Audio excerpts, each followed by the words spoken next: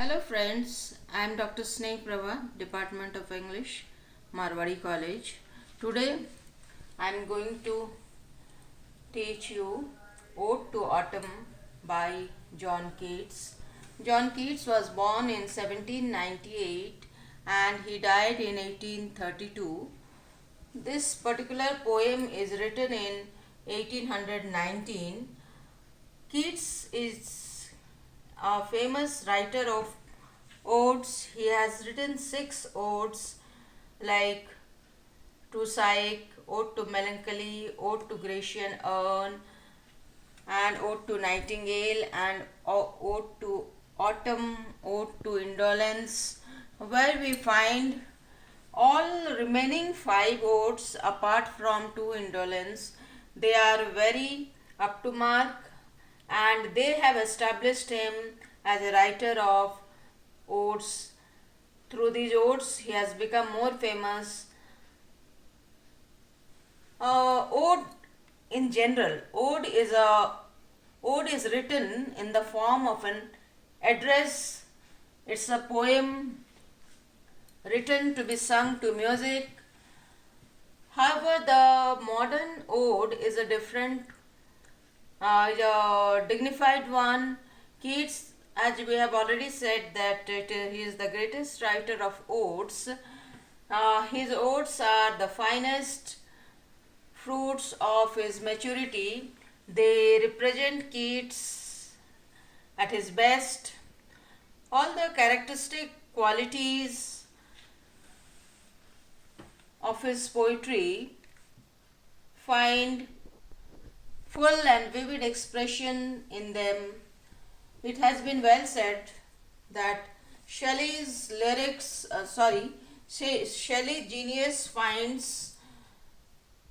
perfection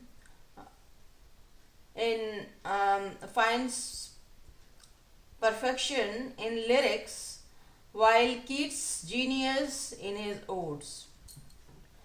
Now we see that the poem is divided into 3 stanzas.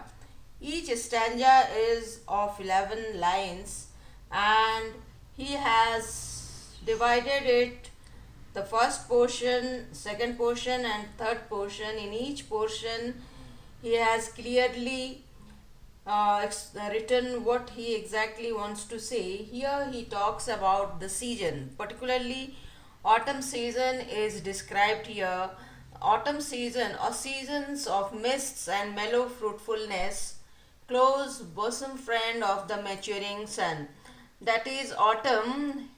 The month of autumn is conspiring with him how to load and bless with fruits the vines that round the thatch eaves run.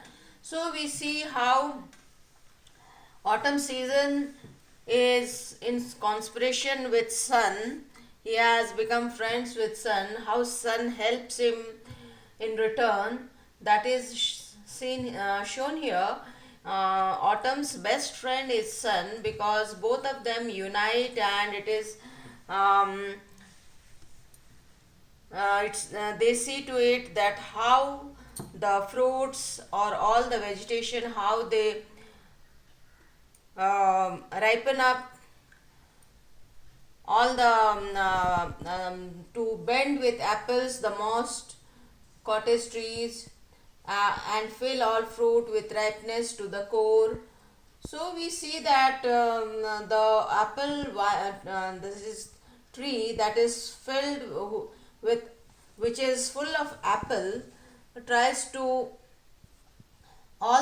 due to the sun, all the fruits comes to ripen and offer fill all fruits with ripeness to the core, to swell the god and plump the hazel shells with a sweet kernel, to set budding more and still more later flowers for the bees, until they think warm days will never cease, for summer has overbrimmed their clammy cells. So we see that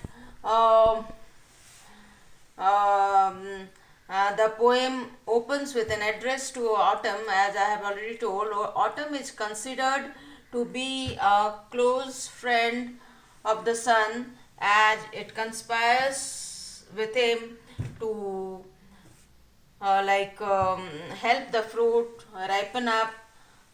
The vines running through the edges of branches of the apple trees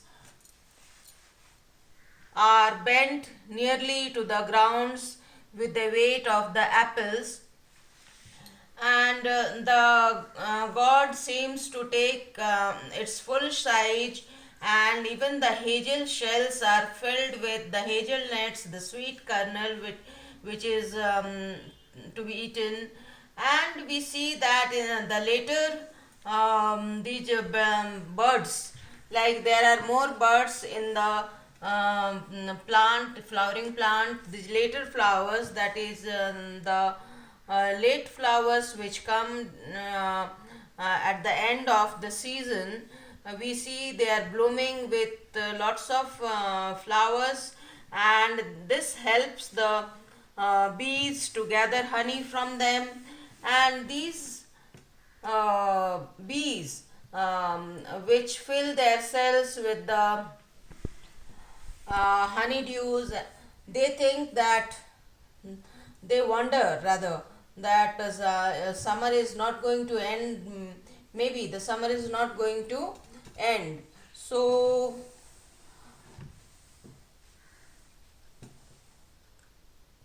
in the first paragraph we have seen that how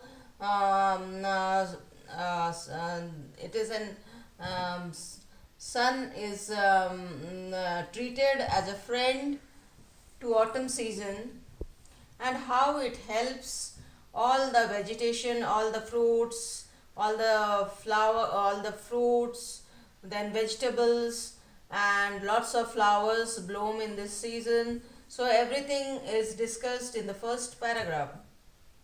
Now we come to the second paragraph, where we see that who has not seen the often amid thy store, sometimes whoever seeks abroad may find thee sitting careless on a granary floor, thy hair soft lifted by the winnowing wind, or on half-reaped furrows sound asleep, drowsed with the fume of poppies, while they hope spares the next swath and all its twin flowers. And sometimes like a gleaner thou dost keep steady thy laden head across a brook, or by a cedar press with patient look thou watchest the last oozings hour by hour.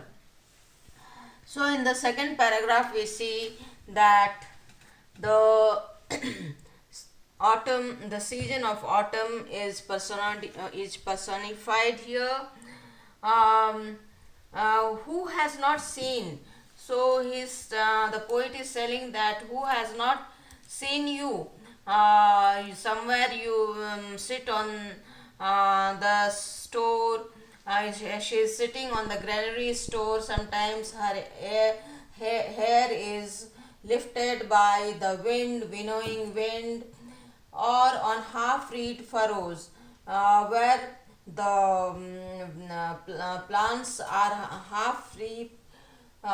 We find her sleeping there, maybe because of tiredness, it may be because of tiredness or exhaustion, or maybe through the fume of poppies she has become unconscious. And while thy hook spares the next swath and all its twin flowers. So he is telling her that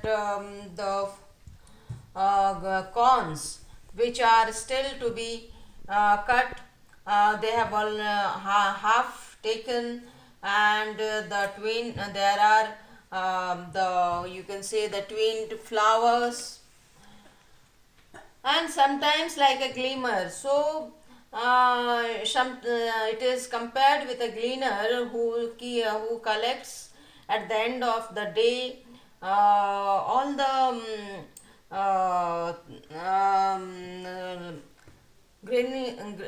all the things which the farmers have taken away, and some are left down. Those things are collected by the person, gleaner, and she takes it on her head and crosses the brook and sees to it that it doesn't fall.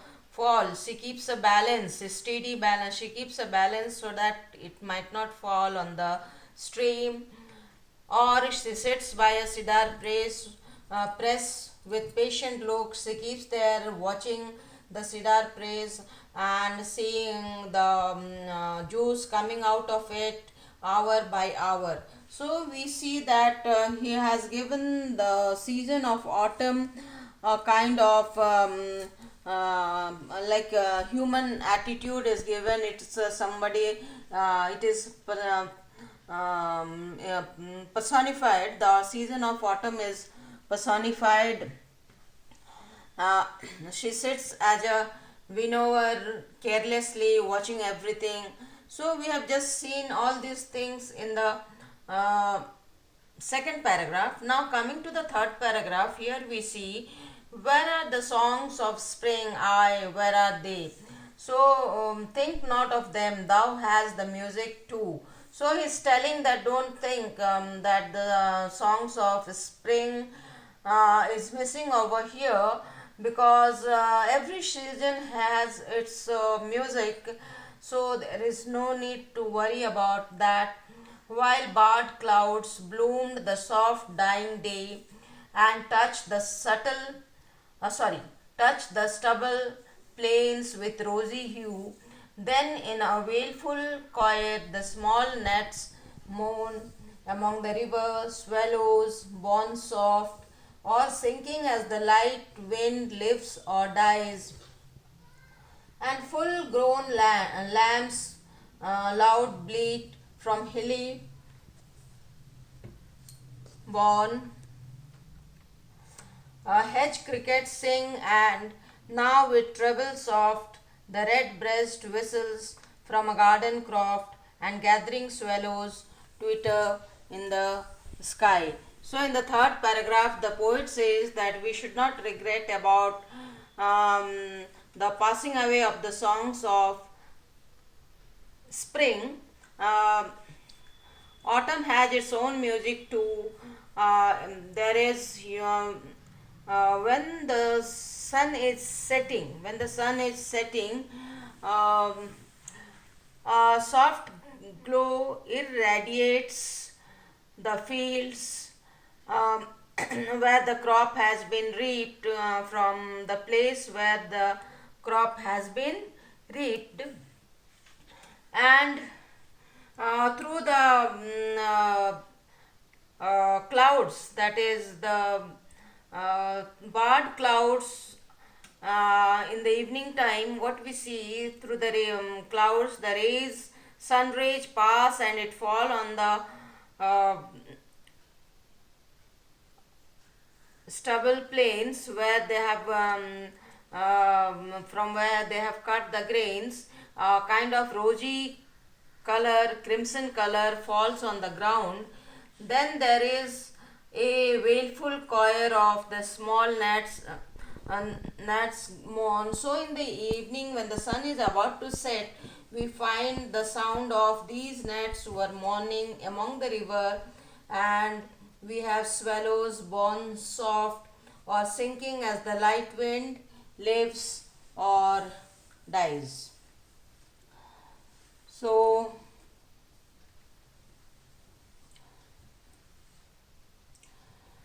we in the evening, when the sun is setting, we have a peculiar kind of music.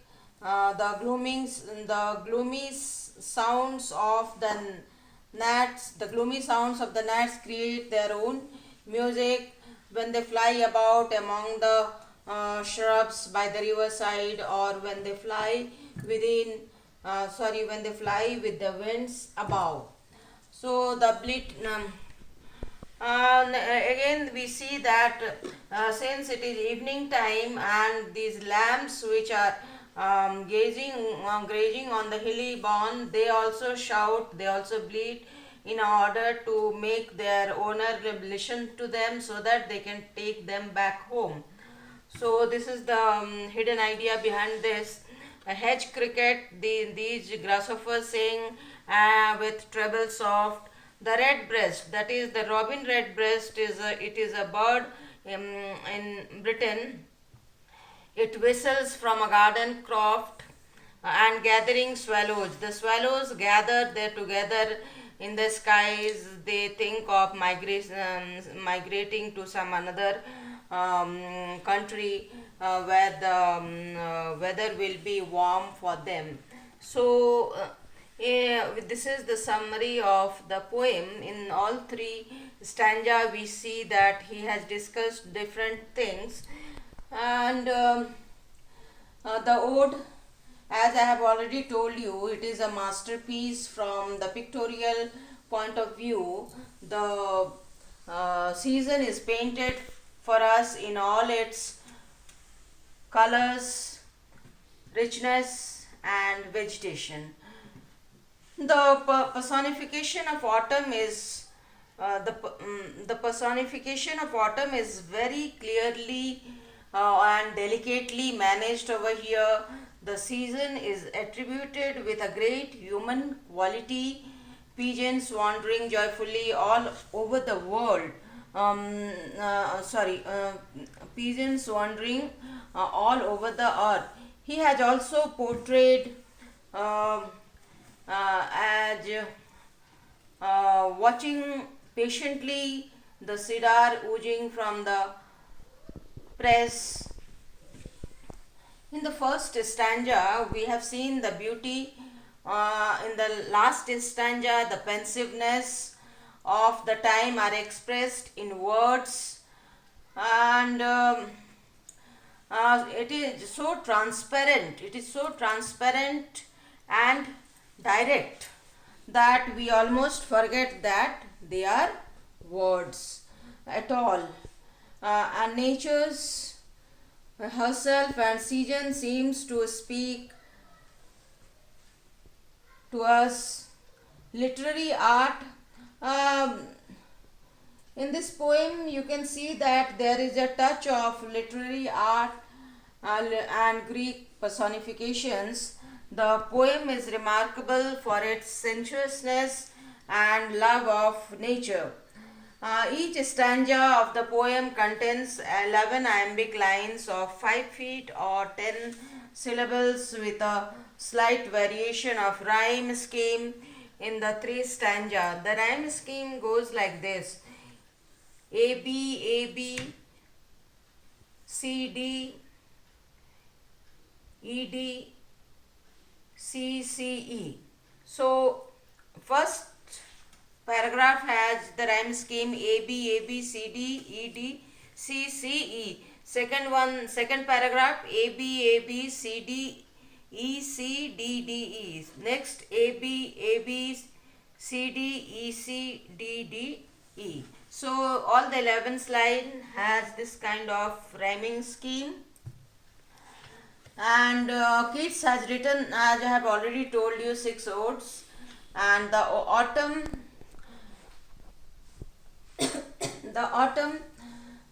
is perhaps the most Shakespearean of them all. It is inspired by serenity and quietness of the season of mellow fruitfulness. The poem is written in September 1819, a record of his quiet days at Winchester. It is one of those works of art in which even the severest critic cannot find any default in this poem. The entire ode brings out the dreaming, sensuous elements of Keats' nature. According to Kenneth Moore, the poem expresses the essence of the season, but it draws no lesson, no overt comparison with human life. Autumn is a season very much maligned by poets. It is always associated with gloom. Even when its beauty is spoken of, it is made to assume a melancholy charm rather than a pleasing fascination.